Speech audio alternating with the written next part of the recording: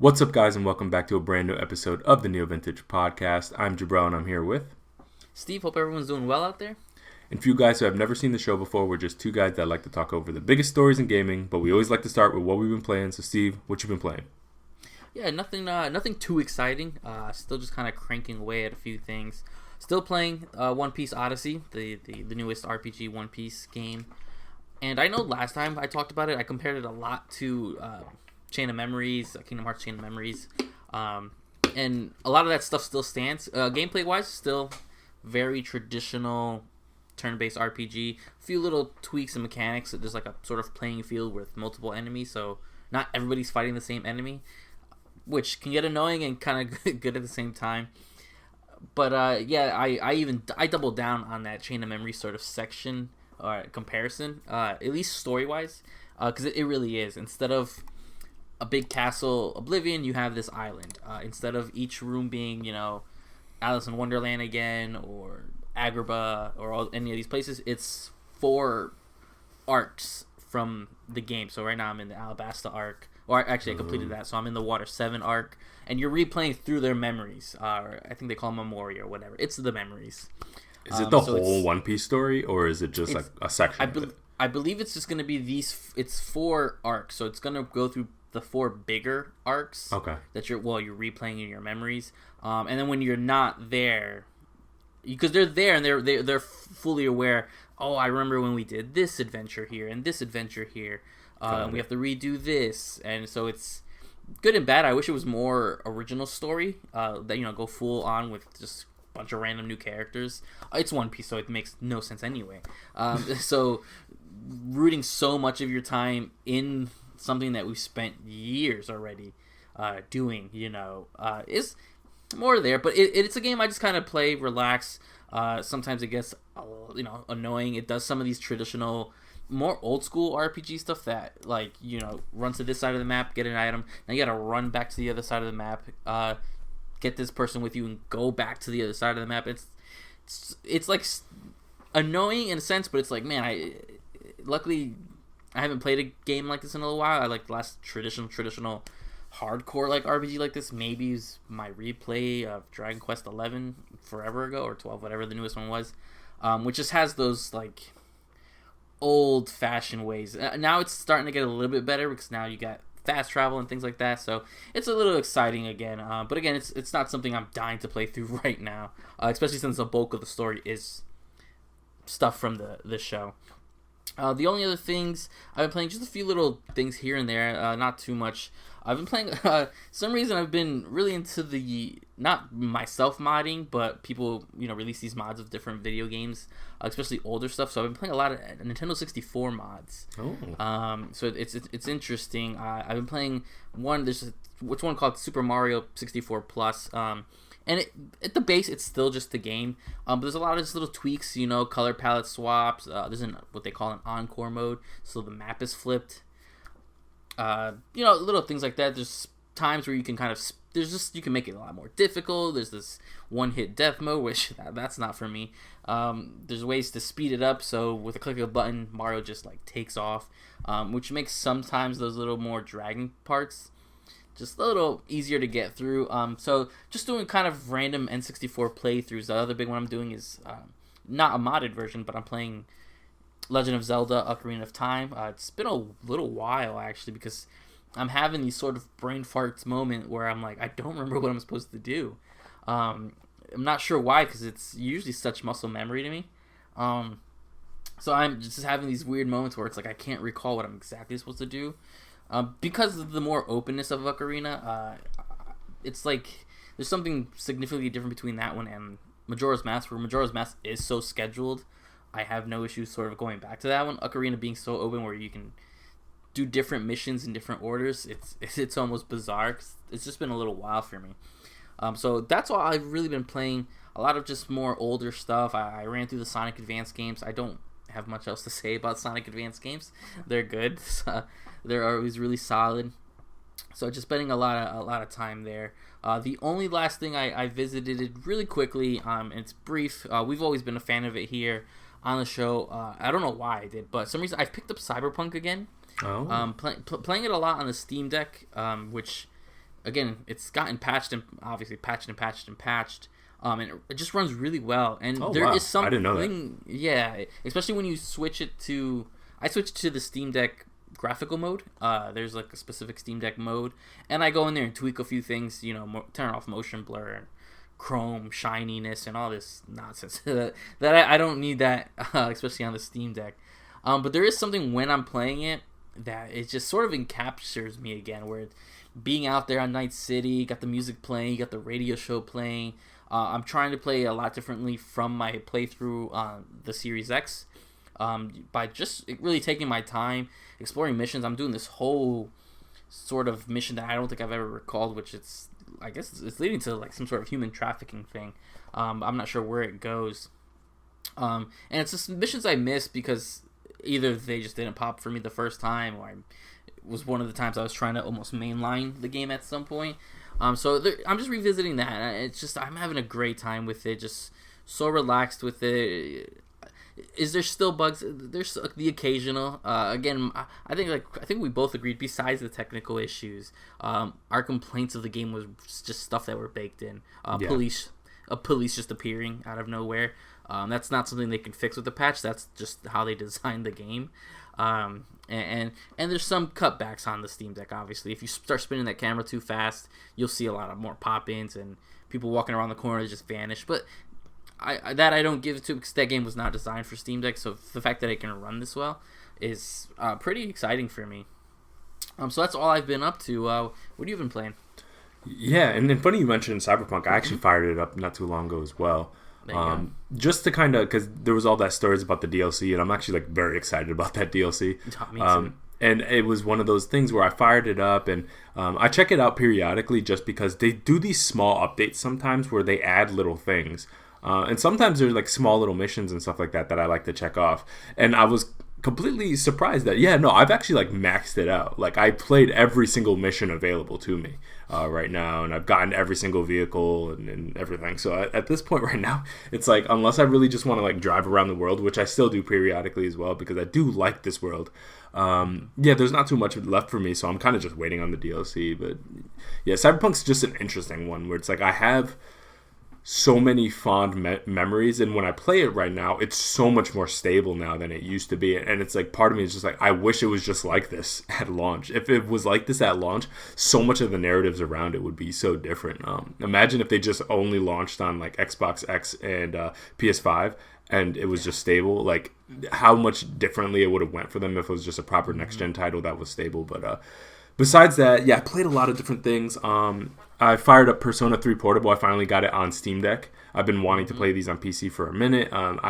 All this time, I've only really played it on my PSP, and my PSP is not in the greatest shape, and it's an old version, but the UMD takes forever to load and whatever. So being able to play it this fast and smooth, it's just amazing, and it reminds me of why I'm like such a big fan of Persona 3. Persona 3 has been my favorite Persona game for quite a while, only to be like kind of closely usurped by 5. Like it's tough between 3 and 5, but I also like 4 a lot. It's really tough. I like all of them for different reasons almost.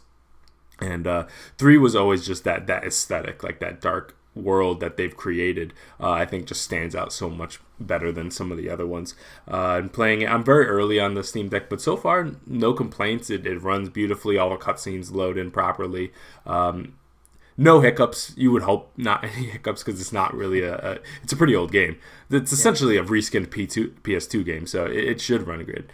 But yeah, so far so good, and I'm excited to, after I go through 3, I already played a lot of 4 on Steam Deck. I'm probably going to jump into 5 at that point, Royal, now that's there.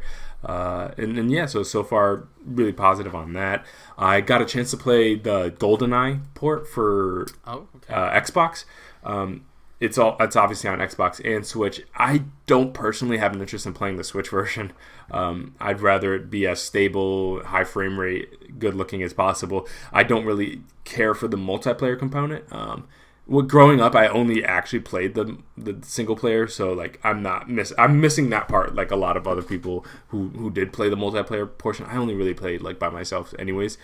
So kind of playing the Xbox version is not as limiting to me as it is to some people. So far it's fun. I like it. It holds up. if you were there for the original. That's all I'd say. Like if you ever play like older FPS games, so if you ever play around with the original Doom, Quake, Medal of Honor, Rainbow Six, the original on PS1, those, if you play those and you're able to like stomach that level of just inherent jank, I think this game is gonna feel like a breeze to you. Like it feels, you can feel like the improvements that they made. It's so much more stable, so much more smooth. That's the big thing, is that frame rate difference, the smoothness of it. But then again, it does have a lot of like the things that have like since been added to first person shooters. Like there's just no sense of direction with it. So like you're dropped into these areas and you kind of just gotta figure it out. And there's the thing that I used to do all the time as a kid that I did still again now, where you accidentally finish the mission if you open a certain doorway. There's like certain points, it's like mission failed, you didn't complete these objectives. And it's like, I wish you'd like make it more obvious that this is where the mission ends.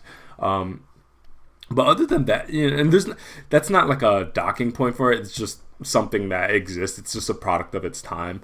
But again, yeah, if you were there for the original and you like the original, I think you're going to generally be happy with this. The only major complaints I would have with it are the strange limitations and incongruence between the Switch version and the Xbox version. There's lots of like things that don't sync up. That's weird. Like and obviously the Xbox version looks better and runs better than the Switch version. That's not surprising. But like the Switch version does multiplayer, but the Xbox version doesn't, and they were handled by two separate teams. I don't know why they did that.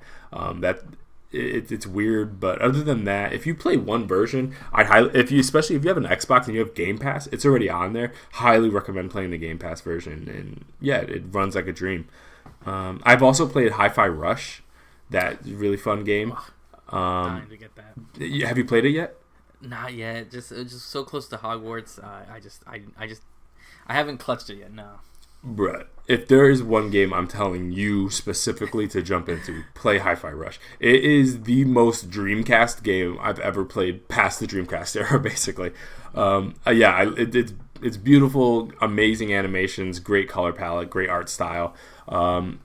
Really solid gameplay. It's basically, for anybody who doesn't know, it's like a third-person action game, but it's also like a music action game, and so if you can sync up your attacks with the beat, they always drop on the beat, but if you can hit the buttons on the beat, it like syncs up and does like a better multiplier. Kind of like if you played like Metal Hellsinger Rising or whatever that game is called, the metal shooter game. It's kind of similar to in that regard, where it's like an action music game. But overall, yeah, it takes obviously a lot of cues from a lot of games from that kind of early GameCube Dreamcast era.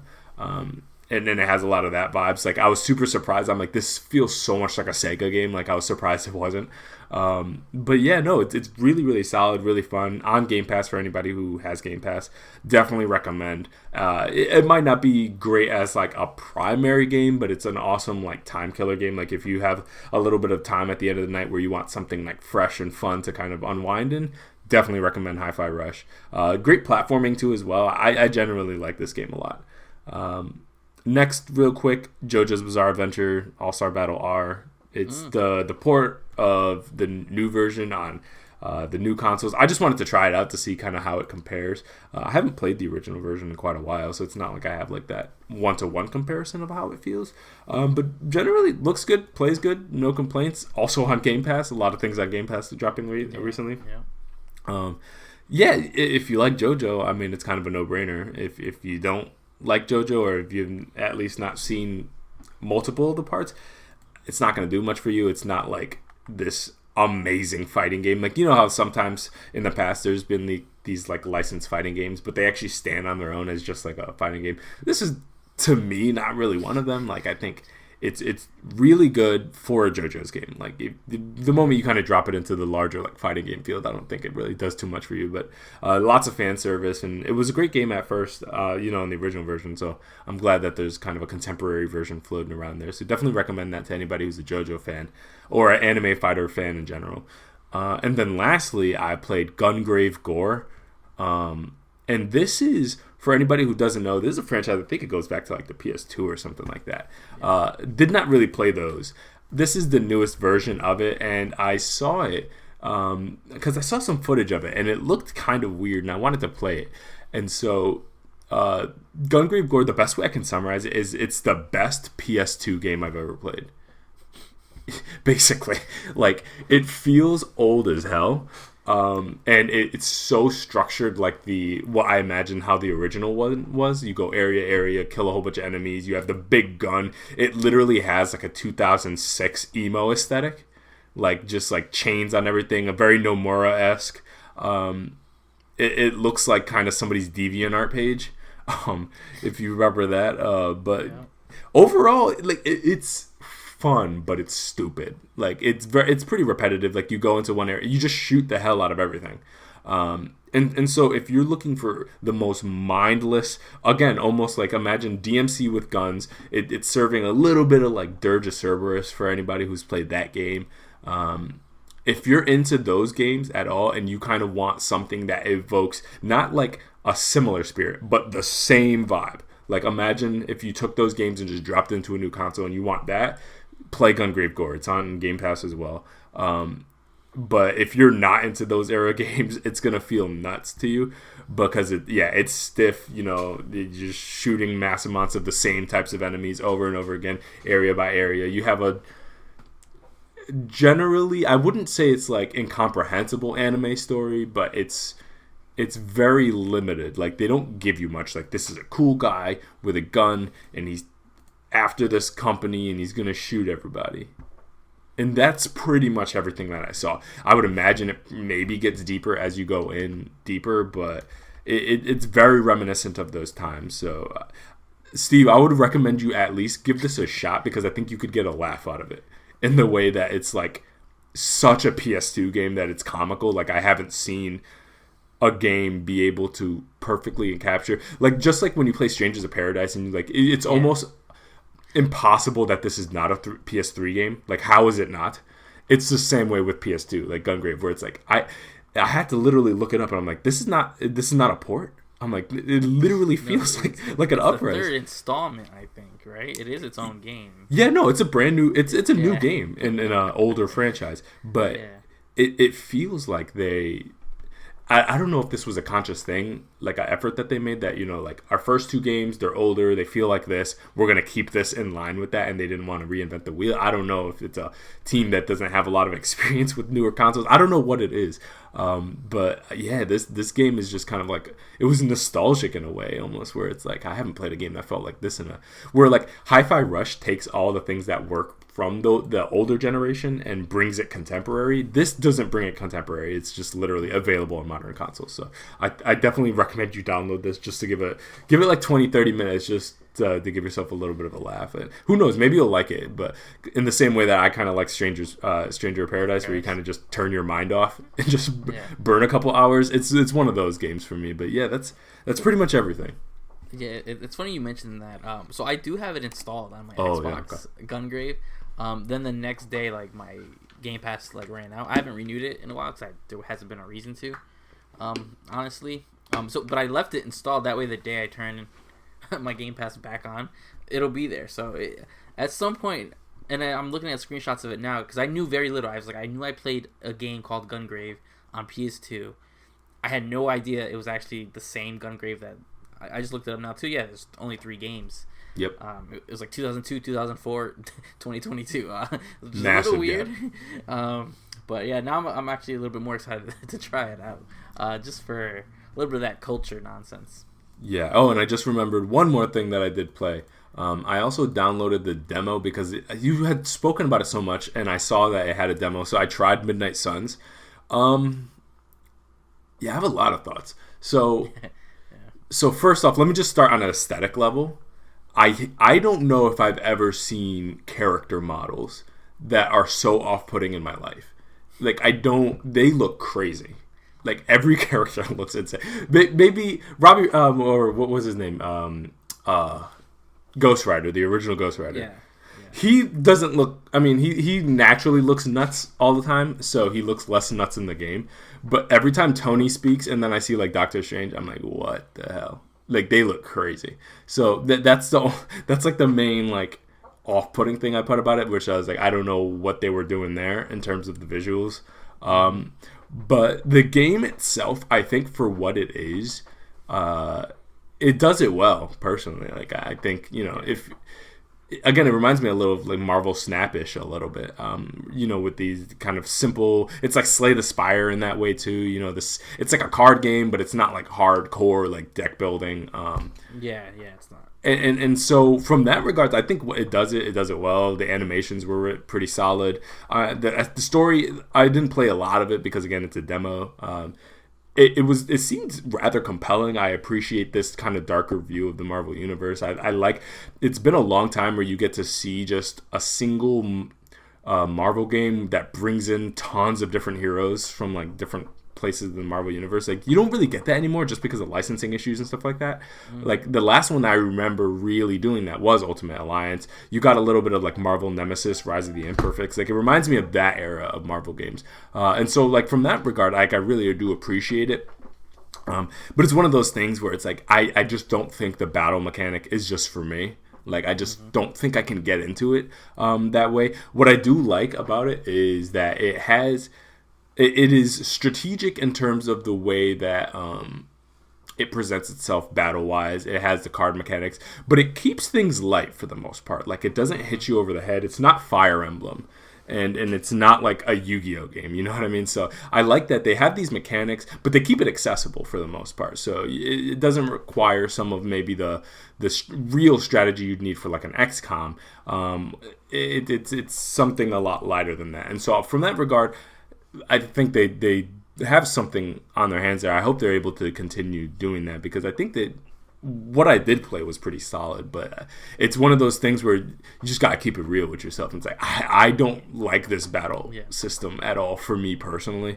And so I'm probably not going to continue with it, but I did want to give it a shot. And it does help to, play a demo, get a shot of it. It's been a long time where you could just like play a demo for that and make a decision as a consumer. Those days feel like a PS2 Nintendo DS era thing. So it's awesome to be able to do that on a modern console. But it's really interesting. The only like major downside I have is just aesthetically. I think it looks really weird. Like the character models, not the world. The world itself, the enemies, that's fine. The characters themselves, it's not even old. It's just an art design choice I think they made that is just weird. Yeah, that's always my big thing. And I forgot that the demo came out. I meant to ask you if you had a chance to try it. Because another friend did as well. He goes, okay. He goes, I see what you've been talking about. He's like, it's not for me. I was like, I get that. Even I've had to take a little bit of a break because it gets a little tiresome of running through the because I don't know how much the demo gives you, but later on there's like a big focus on like social stuff of what you're doing inside the castle before you even get to play, and it starts getting a little tedious, and that's why I took sort of a break, less of a break and more just I didn't feel like doing that right now. The actual combat scenes I have no problem with. Sometimes I just don't want to walk around talking to Peter Parker, or this whole side adventure, and I don't know if I discussed it here or was with someone else. This Blade in Captain America started book club, and you have to attend book club meetings. That's funny. It's not the most exciting thing to do. I do it for social standings and stuff like that. But it is an interesting game. It's one of those things where I'm gonna be playing it for so long where I'll go in, do 2-3 days, do 2 missions, and then I take a huge break. Yeah, what I like about it the most is the fact that it is so particular. And what I've seen some people ding this game for, where they're like, this game is so weird, like, who is this for? I like the fact that it's not this kind of generalized third-person action games. Like, there, as much as I love, like, the Spider-Mans and what Wolverine's probably going to be and stuff like that, there are a lot of those. And I like that it has a different battle system. It's trying to do something a little different. It's not the normal view of the Marvel Universe. Like, I like that they're taking some chances there. Because, again, you don't really see that much anymore, especially in this modern age with these Avengers floating around and stuff like that. You don't get a lot of alternate views of the Marvel Universe that are playing around with some characters that I've actually never even seen depicted outside the comics, really, like that much, or haven't gotten a lot of play. Like in the comic, in video games, like they don't really mess with Blade like that much.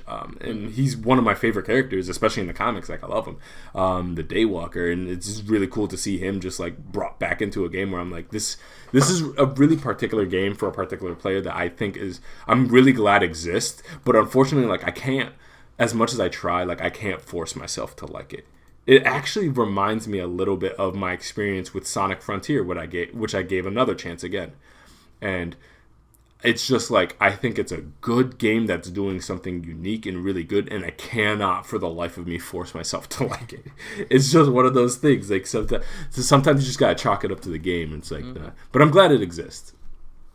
Yeah, no, me too. Especially it's shining some light on, like you said, some of these smaller characters, Nico, Magic, people that we probably know from comics and some like just those darker runs. For sure. But I highly doubt we'll see them anytime soon in any other depiction, so it's cool. Exactly. Yeah, so that's all we've been playing. Let's get right into stories. We've got 3 today. Some pretty interesting ones, though.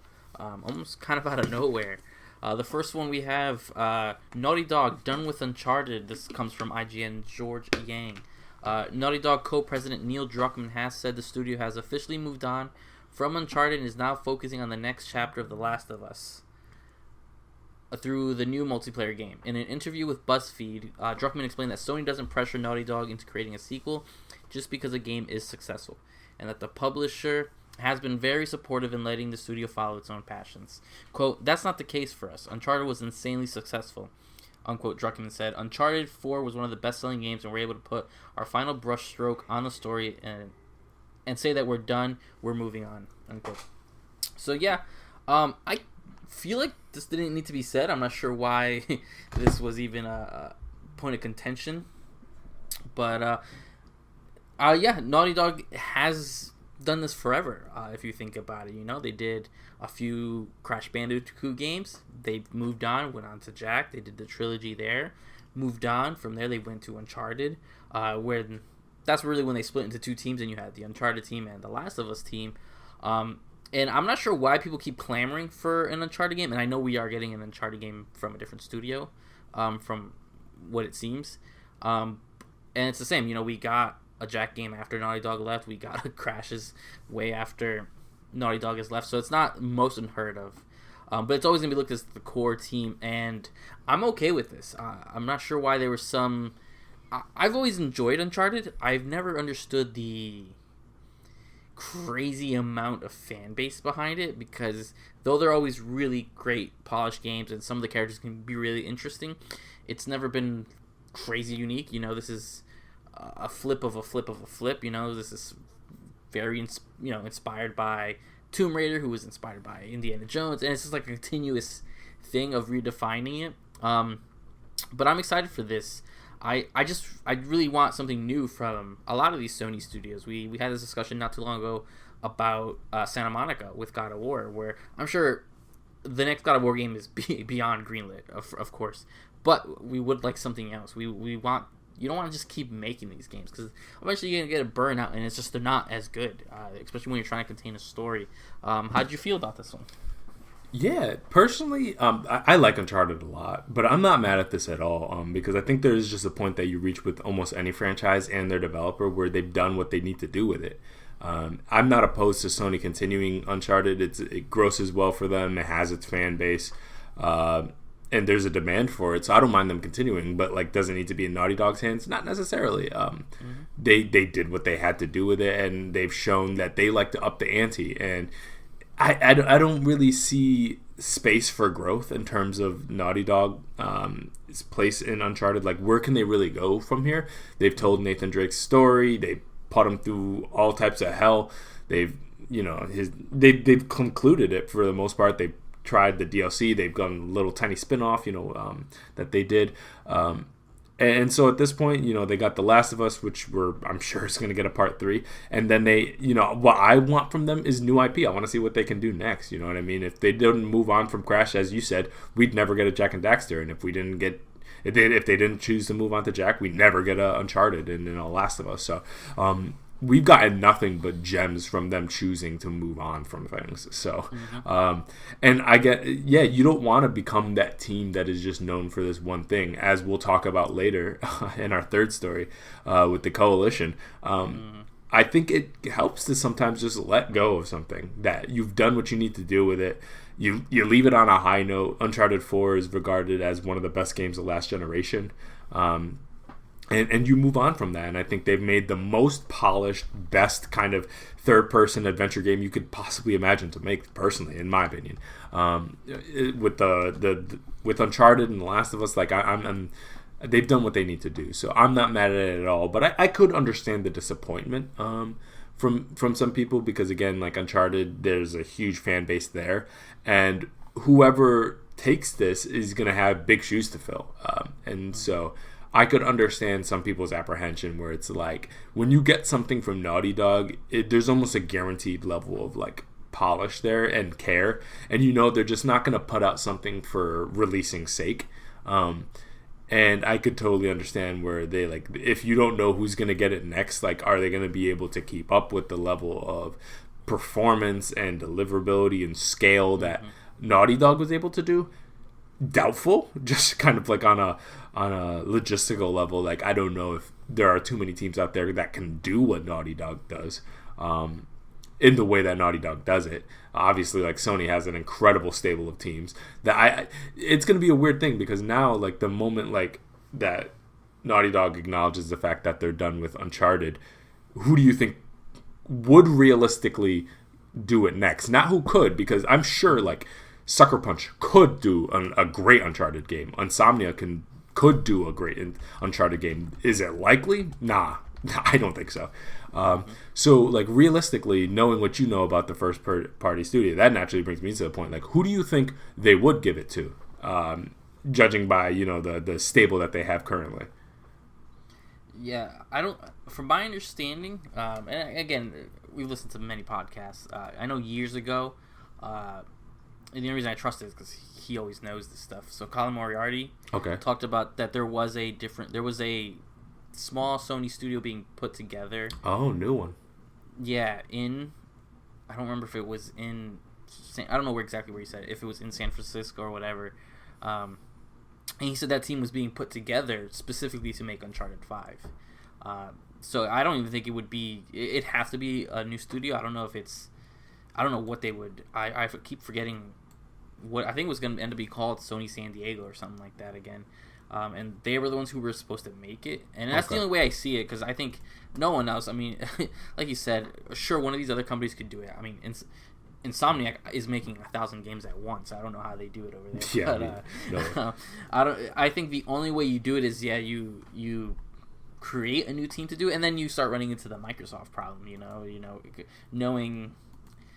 I just don't even know. I also don't even see what you make. Is my thing, because the ending of Uncharted 4, yes, you have the big little tease, and I guess, spoiler alert, you skip 30 seconds, with his daughter. Drake's daughter is obviously going to sort of, they kind of hint at her taking up the mantle, and that's fine, but, then now you're getting very close to Tomb Raider. Female protagonist, and also, you'd have to do a big time skip. Do you retrain us as these adventurers? What is she gonna get done? That hasn't really been done in the other 4 games. Because the biggest thing about the Uncharted has always been those character relationships with each other. The overall story is, here's big expensive, legendary item. Let's go get it. And I think the first 2 had that weird sort of science fiction aspect of it, and which I believe they dropped with 3 and 4. I just don't even know what you make. Even if you get a team together who's excited to do Uncharted, whatever they call it, with, I don't remember what the daughter's name was, Cassie or something. Even then, what do you even make it that just doesn't make it feel like it's just being brought on for no reason?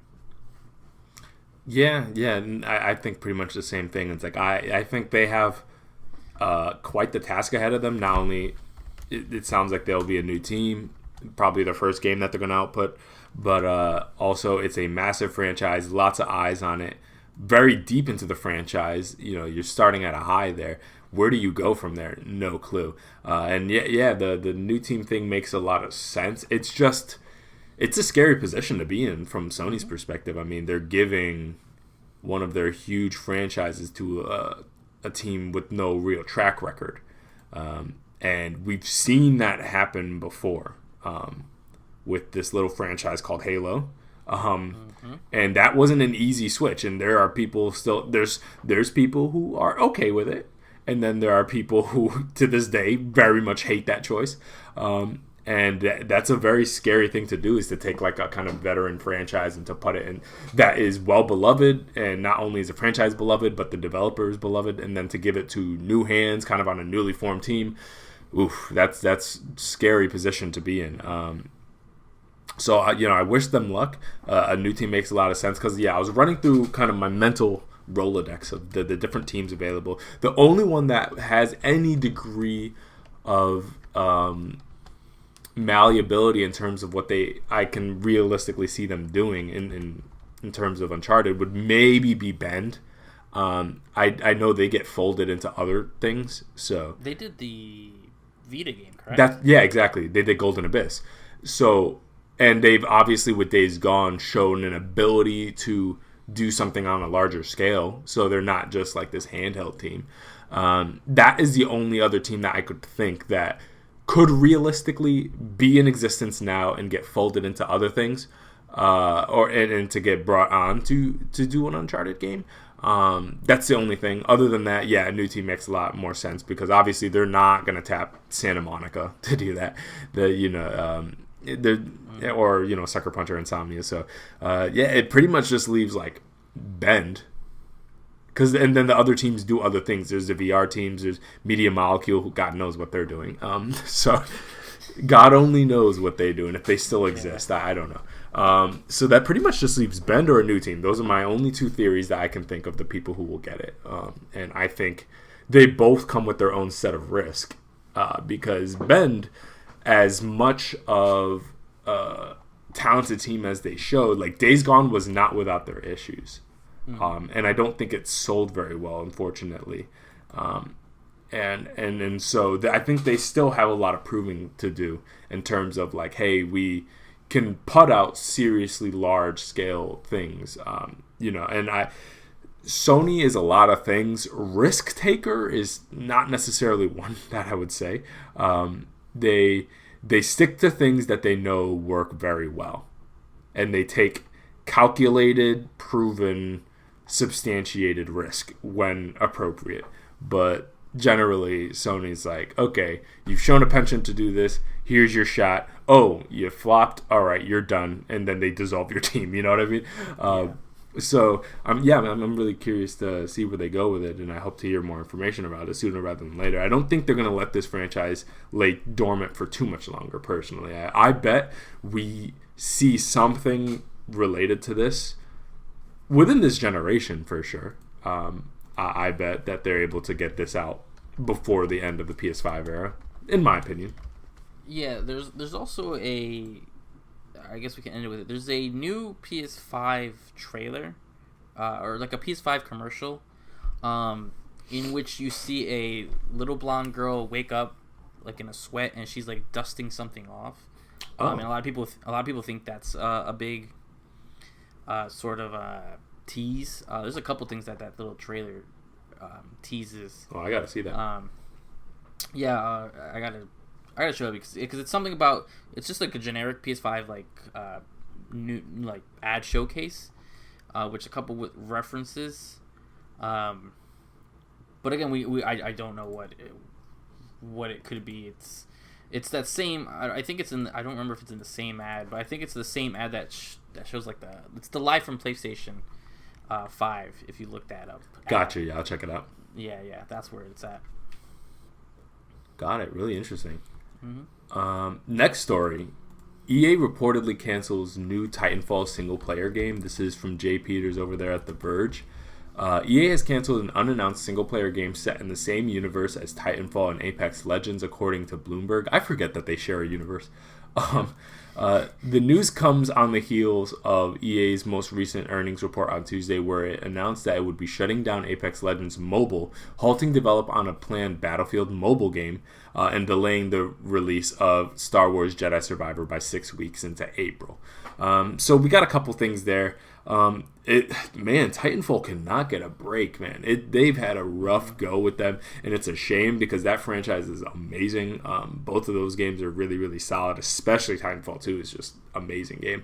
And it just, they release at weird times. EA doesn't seem to give them the rollout that they deserve. They're oftentimes their rollouts get cannibalized, and now it sounds like we were going to get a single player game set in the universe, which would have been awesome, and that's canceled unfortunately as well. It sounds like they're kind of trimming down their slate a little bit. They're making sure that they get Star Wars Jedi Survivor right, which is, something that proved itself that it can do really well the first time, and they obviously want to get it right again. I was super disappointed when I heard this. What did you think? Yeah, I was as well. EA, it's weird because EA was sort of, I thought, more on an up and up sort of thing, but then you get these just news where I'm not huge into Apex Legends. I played it for a little bit when it came out. I thought it plays really well, controls really well. I never understood why they said it was connected to Titanfall universe, and I bet they regret that. Yeah. I'm surprised they don't just retcon. I don't get how it's connected at all, but I say retcon it and just change, because didn't they just do that with wasn't Callisto Protocol part of the PUBG universe or something like that? Was it? I don't know if it was Callisto Protocol, but there was a game that they said was in the PUBG universe, and they said never mind, it's not in the just PUBG universe. detach it again. They just detached it. They said no, it's no longer in the same universe. That's funny. I forgot what game it was. It might not be Callisto Protocol, but it was a space game. I know that. So I think it's the same that needs to be here, especially when you think I played. Titanfall 1 didn't really have a story, but Titanfall 2, I know we both played and had a actually really enjoyable time with that campaign. So there's a lot of potential there. But then when you get, apparently, it was almost even rumored that this was going to be that game that kind of put them together. Confirm how these exist, because the heroes in Apex are all these weird characters with abilities, and that's not what Titanfall was. Titanfall was this grounded mech game. So it's sad that EA kind of took away that new single-player Titanfall game, whatever it was going to be. I don't think it was going to be Titanfall 3. I think if they ever do Titanfall 3, it'll be hopefully a pretty big deal. But it is unfortunate that it's like they're just sort of halting. They're like, all right, the Apex Legend Mobile, which I'll be honest, I didn't know was out. I don't think I've ever seen an ad for it. I don't know if it was maybe an early thing or only a Android device thing, but I didn't even know that. I didn't know they were planning on a Battlefield mobile game. It makes sense because I know COD Mobile does really well, but again, COD just has that name. And I remember playing COD Mobile, and it was actually just really feature heavy right off the gate, which was nuts. It ran a lot better than I thought it was going to be honest. Yeah, it really did. So it is unfortunate because I do think there's such an interesting world in Titanfall. Same with Apex. If you gave me a single-player Apex game with some of these characters, I probably would. Now I'm down. I see some of these characters. I'm like, wow, that looks really cool. I'm not gonna play a game with. It's rough for me to compare myself to be like, let me play this game, get attached to this hero, even though I know nothing about them besides that little blurb they give you before you choose them. But a single player Apex game with some of these characters in style, there's that crazy junkie guy that you see everywhere, that I would play. So knowing that, unfortunately, that may have just gone to the wayside is sad. But I just hope I hope it's more that they're trying to really take their time with these projects and curate them and not just pump them out for no reason. Delaying Jedi Survivor by a month and a half is a pretty big deal. I'm personally okay with it. Spread things out as much as you need, because this little stint of ending of winter, beginning of spring was starting to get kind of packed. Between like Resident Evil and all these other things. So I'm okay with that, especially because I think that game does need to hit. I think Jedi Fallen Order was a bigger surprise to them that they thought it was going to be. You gotta remember, Jedi Fallen Order, that was announced with the game director in the crowd at some other award show. They didn't even announce it with any sort of blog post. Yeah, it was very matter of fact. He was like in the crowd, oh yeah, we're working on a Star Wars game. I'm like, no, this one's getting the different treatment, but now it needs to hit. So I'm glad they're confident enough for the games. Like they need a little bit more polish time, because that's what it seems when you get a delay by 6 weeks. That's more of a polish time, if anything. But it's just sad to see that they believe in certain single player stuff, and I just think EA, especially with their first person shooters, besides what Apex does in the battle royale scheme, just needs to really get a good one and really just clutch it, because they're there with such good engines and good story, and they have it there. They just need to put it together the right way. Yeah, I think a lot of people when Fallen Order happened, and they saw the success with that and EA's kind of commitment to that. Because I believe EA did release a statement at some point, basically, like, we're committed to single-player stuff as well as multiplayer stuff. I think a lot of people kind of misinterpreted that as, like, this was going to be some massive pivot moment where EA was suddenly going to become, like the Sony first party, pumping out all these first-person amazing single-player games. Or not first-person, but single-player games. And the reality of things is, I mean, EA is still EA, and what they really were saying was, like, we see opportunities to monetize particular IPs in a single player manner, but at any point, if that gets not profitable or too shaky, or we don't know if the demand is there, they're not going to just throw something out there because they're not committed to single player experiences. They're committed to monetizable single player experiences, which is not, like, unexpected. I mean, that's a lot of companies. They just, I think EA is a little bit more obvious with some of the way that they monetize things. And EA gets a lot of heat for a lot of things that a lot of these companies do. But EA is just the most open about it. That's like, nah, if it can't make money, cancel it. Like, they're not in the burning. They try not to be in the burning money era, position. So. Yeah, it's, like, disappointing, but at the same time, like, we do have Jedi Survivor going. That's one of my most anticipated games of the year. A 6-week delay, I'm not mad at, personally. Get it right. That's my main thing. Like, if 6 weeks is what it takes, totally fine with me. I think there are delays that, it passes a certain threshold where it's like, okay, what's going on? So, like, when Halo got, like, delayed for, like, a year, that's when you're just like, okay, what are we doing here? Like, a year? So you guys weren't anywhere close to ready. So that's where that. But 6 weeks. That's the kind of delays that you can't get mad at that. So hey, I mean, so long as the IP that are out there are at least getting their single player things. Like I'm disappointed, but I can only be so disappointed because at the same time, this wasn't announced. It's not like they announced, put out a trailer. We had seen everything. We'd seen gameplay, and then they pulled the plug. That's one thing. But it's another thing where it was an idea that they're floating around and they no longer are committing towards. That's just kind of moving the slate around. That kind of stuff happens. No, of course, yeah. That's my biggest thing. And I just reread quickly the article. This is apparently the project name was called Titanfall Legends, which puts Titanfall and Apex Legends together. But yeah, that is unfortunate. Sounds interesting. Which again, yeah, what if I just don't even know. I just don't understand how you combine these two worlds. Yeah. I just don't get it. So it would have been interesting to see them try. If anyone was gonna pull it off, Respawn has been proven nothing but probably EA's most valuable team right now. Surprisingly enough, so we'll have to maybe one day it'll get resurfaced. Who knows? Very possible. Mm-hmm. They might fold it into like Apex, like a season launch. You know how they have like themed seasons in a lot of these games. Maybe they'll just do like a Titanfall-esque season and add a little bit of lore there. Maybe that'd be one way to do it. I'd be interested to see that. Last story, which is again more cancellations and not the best news. Gears 6 is reportedly the Coalition's next game. Is coming over from Video Games Chronicles. Tom Ivan. During his Game Mess morning show on Thursday, Giant Bomb reporter Jeff Grubb, who's had crazy good insider information lately, claimed Xbox Canadian studio was now full steam ahead on Gears 6. Grubb claimed the Coalition was at one point working on 2 now canceled projects, in addition to carrying out support work on Halo Infinite and working with Epic on the Matrix Awakens Unreal Engine 5 tech demo.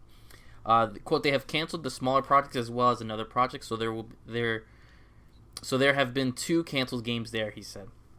This was reflected in the layoffs that happened at Microsoft, which did hit the Coalition a little bit. The studio is now going to move on fully to Gear 6. I say now, it has likely moved on to Gear 6 in full over the course of the last year, but definitely that will be their next game, unquote. And this was really a bummer. I understood Microsoft had this huge, massive layoff, which many teams were affected. And this is one of those things that kind of happened is games start just getting canceled because the people working on them are no longer there. I'm just really sad to see that the Coalition's next game. I understand the Coalition was designed in very much ways. 343 was designed to make Halo. That's what the Coalition was. The Coalition is a Gears term. and they were there to take over after Epic left.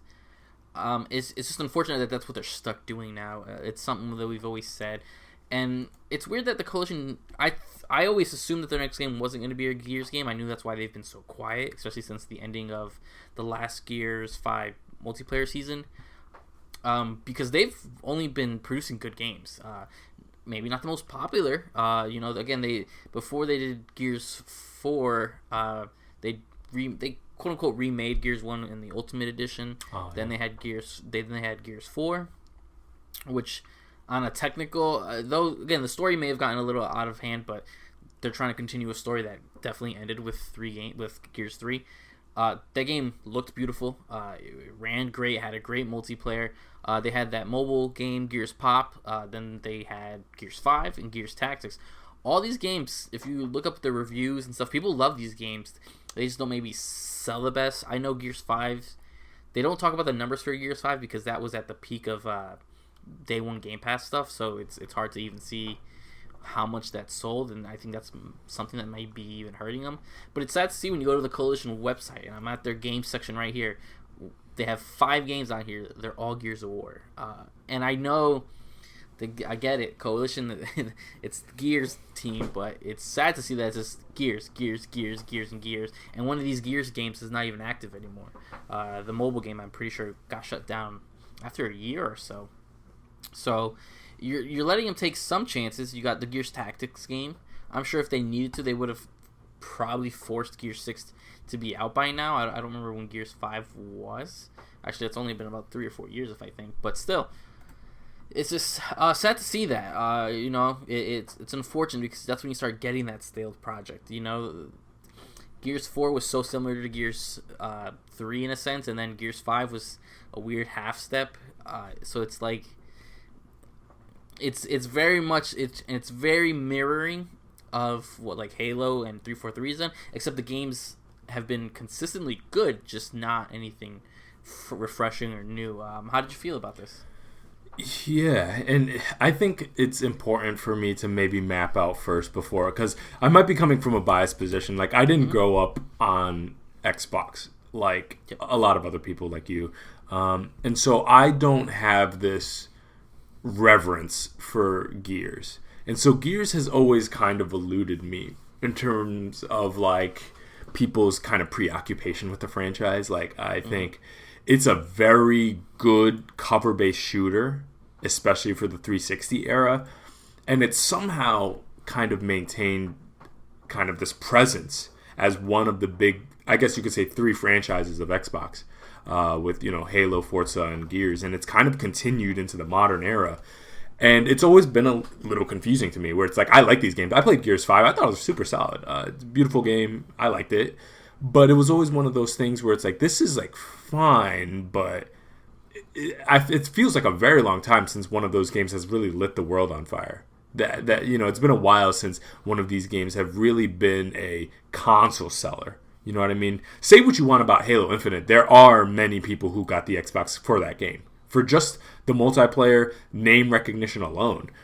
Because Halo, despite what issues people might have with 343, and they mapped, the online was a mess. There's a lot of issues with that game.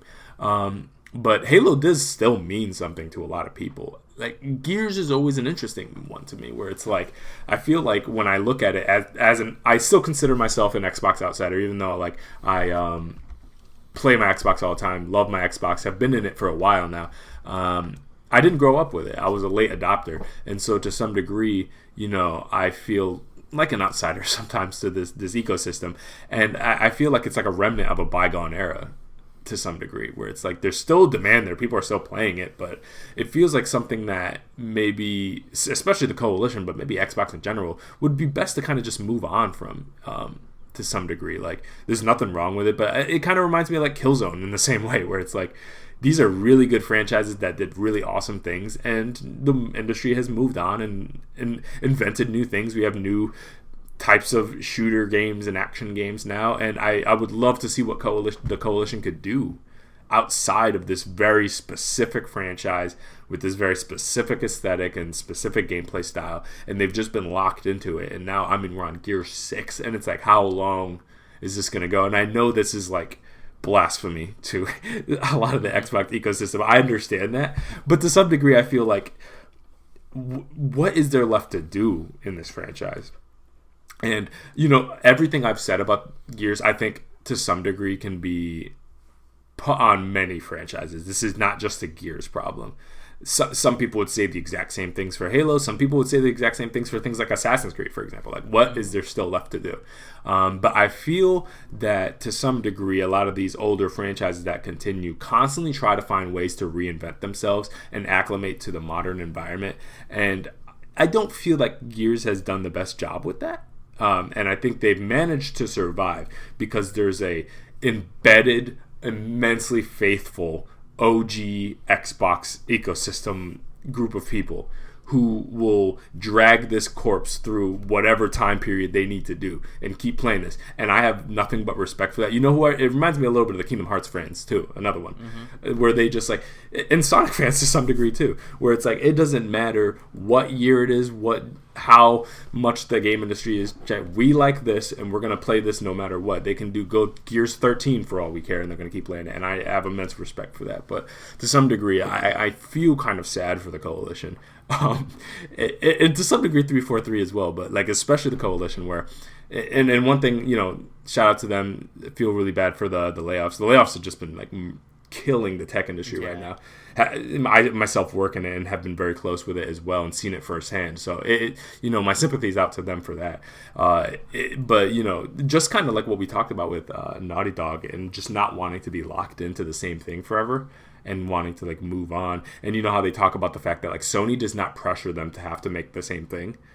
I think this is what happens when your publisher does force you to make the same things. Yep. Like this is what it looks like when they just won't let you move on. Because I bet you, I would put money down if you took a poll of just a coalition, keep it anonymous. Hey, do you want to work on this new IP or would you like to do Gears 143? I bet they choose the new IP. I bet they have tons of ideas and they have immense talent there. They make very beautifully polished games. I bet they could do some things if given the chance. But I feel like Microsoft's gonna ride this until the wheels fall off. They're definitely that type of publisher. You know what I mean? Where they will push it as long as it can go, and so long as there's a fan base there, which Gears absolutely has, I don't think they're gonna stop. And so long as Gears are being made, it's gonna probably be done by the Coalition. And so it's one of those things where it's like Coalition will get to do something new when Gears stops, and Gears will stop when people stop buying it. And it doesn't seem like we're there yet. You know what I mean? Like, I think new adoptees are probably like new Xbox fans, like people, like younger people who like got their first Xbox, and their first Xbox is maybe the Series X because they're younger. I don't think they're rushing to Gears like that. I think it's mostly like a veteran, older franchise for people who have been in it for a while. I think Halo has managed to get some percentage of new players.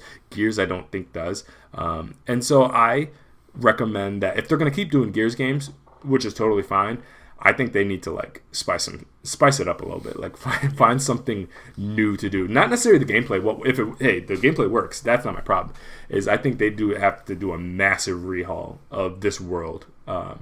In general, and I don't think kind of like ham-fisting a new protagonist necessarily and have some of the veteran people behind her is necessarily the most elegant solution. But I'm kind of mixed on it. But generally, to summarize my thoughts is I just kind of feel sad for the Coalition because I feel like in real time we're seeing a developer trapped in a franchise and unable to move on, despite I'm sure their willingness to do so.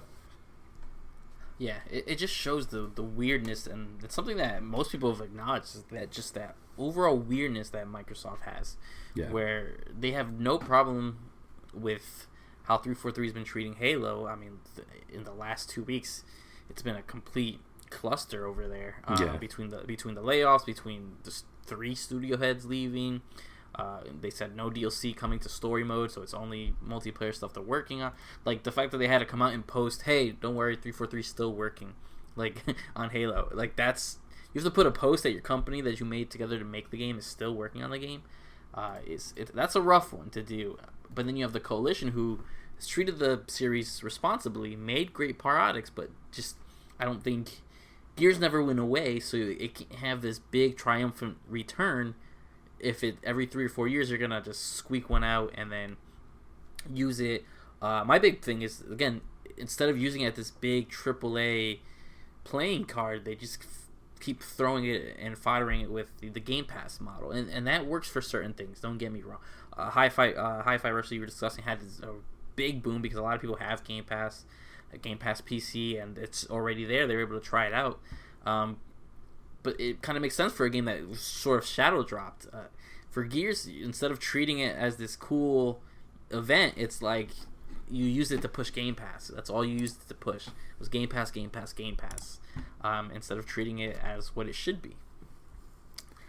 Which is, it's unfortunate. It is sad. Yeah, to some degree, just kind of for the outside observers who maybe aren't super embedded in the Xbox ecosystem, or maybe they dabble in and out, the idea that you go back, like 07, let's say, and the main kind of detraction, which I always thought was kind of ridiculous at that time, was like, oh, the only thing Xbox has is Halo and Gears. That's all they got. And obviously people interject and it's like, no, they got this, and this. They got all this in the making. And then they fast forward to the Xbox One era and they're like, all you guys have is Gears and Halo. And they're like, oh, no, we have Forza now. But like they these are amazing games and they have lots of third-party stuff and they trickle off other first-party stuff. And now fast forward again, here we are in 2023. And what is the two big franchises they're still pushing? Halo, Gears. And that is just, I think there's just has to be room for growth, Microsoft. Like sometimes it's okay to just like let something rest. Like you don't see Sony pumping out the same franchise that they were in the 360 era. You know what I mean? Like they are letting things rest. And I think to some degree when they don't let things rest, it becomes pretty obvious, aka Uncharted. You know what I mean? Like it becomes kind of obvious when you do that. And so I would implore like Microsoft to not necessarily retire these franchises, but allow these teams to do other things. What obviously 343 needs a shakeup. Something needs to happen over there. It's just a mess. And the coalition, I just feel like you're doing a disservice to your own developers, forcing them to work on the exact type of game for 20 plus years, like, or not 20 years, but 10 to 15 plus years. Like you're doing a disservice to your own team. Like, imagine if Sony just locked Naughty Dog into Crash forever, and it's like, oh, we hear you want to do this Jack thing and maybe this zombie game. No, you're gonna do Crash 16. Yeah. Like you see that demonstrably hurts the game industry. And so sometimes I think about like all the amazing games that we have been stiffed from because the coalition of 343 were never able to lead these two franchises. You know what I mean? Yeah. Like imagine all the different genres. Imagine like a cool fantasy game that maybe the coalition could have done at some point, or a space game or something cool like that, if they were allowed to actually play around with things. Imagine if Insomniac was just never able to move past where they started at, like, because they're like Sly Cooper, right? Yep. Imagine if they didn't get to move past Sly Cooper. We never get Ghost of Tsushima, and so I think about these things sometimes where it's like I feel like to some degree I understand calculated risk and that can be pricey, and if it works, it works, and if it's proven, you want to stick by it. But to some other degree, it's like, these people are artists, and the worst thing you could do to an artist is cripple their creativity. And I feel like that we're seeing a little bit of that there. So I really hope for their sake that if Gear 6 is not like a beautiful send-off, it's a beautiful reinvention. That's all I can really hope at this point, which is like either this is going to be the game that's like, oh man, this is a really awesome new direction for the franchise, or this is the send-off, the goodbye, like this is the giant climax of everything. It has to be one of those two, or I think they're really painting themselves into a wall here. But yeah, that's pretty much everything. Yeah, I agree. Oh, and correction, my brain was turned off for a second. Insomniac was Spyro. Ratchet, Resistance, Sunset Overdrive. We were thinking of Sucker Punch. Yes, yeah. Sucker Punch did Sly Cooper all the way to Tsushima. Got you. But no, that's true. And also, just to end off, I'm looking at the timeline here for Gears games. So, 06, 08, and 2011 was Gears 1, 2, and 3. Those were from Epic, obviously. Those weren't from the Coalition. Yep. 2 years later, though, we have Gears of War Judgment, which was made by People Can Fly, which was the prequel, which is really it's a bit weird. That's such a bad game. Yeah, I've heard. Then in 2015, we got the first Coalition game, which was Gears of Ultimate Edition, which is the remake of the first one. Very good, yeah. Then we had Gears 4 a year later. Then 3 years later, we had Gears Pop and Gears 5. And then a year after that, in 2020, we had Gears Tactics. So it hasn't been away. You're only waiting 2-3 years in between these Gears games, which is just unfortunate. It's not a lot of time. Which it's surprising how well these games are on a technical level, being that they're just being cranked out like that, though. Yeah, and it's interesting. Yeah, Gears is just such an interesting one because it's like, when was the last time there was ever even a discussion for like, oh, games of the year discussion? You know, these are the games that the most awesome. Like, oh my god, that story. Like, when was the last time Gears kind of occupied that space? You know what I mean? Like. Yeah. And that doesn't, that's not me telling them to like just abandon it, but that means that maybe it's time to like spice things up a little bit, you know, switch it up, try something crazy. I would rather them try something crazy and fail miserably than to keep pumping out the same type of games over and over and over again. But that's just my preference. What do I know? I'm just a Sony fanboy anyway, so. Yeah, absolutely. Oh man. All right. So that's this week's stories. A little bit of a downer, these stories, a little bit of a downer. Yeah, it's kind of depressing. But no, things will spice up. We got a whole set. We're here in February, so starting I think March is when things really ramp up. Resident Evil, I'm so excited for. So things are going to ramp up. We're going to have a lot of fun games, a lot of fun stories, I'm sure. Inevitably we're going to have whatever empty barren E3 happens. And that's gonna be its own fun discussion to have. Mm-hmm. So this is the NeoVintage podcast. I'm Jabril, and I'm here with Steve. Hope you guys enjoyed, and we'll see you guys at the next episode.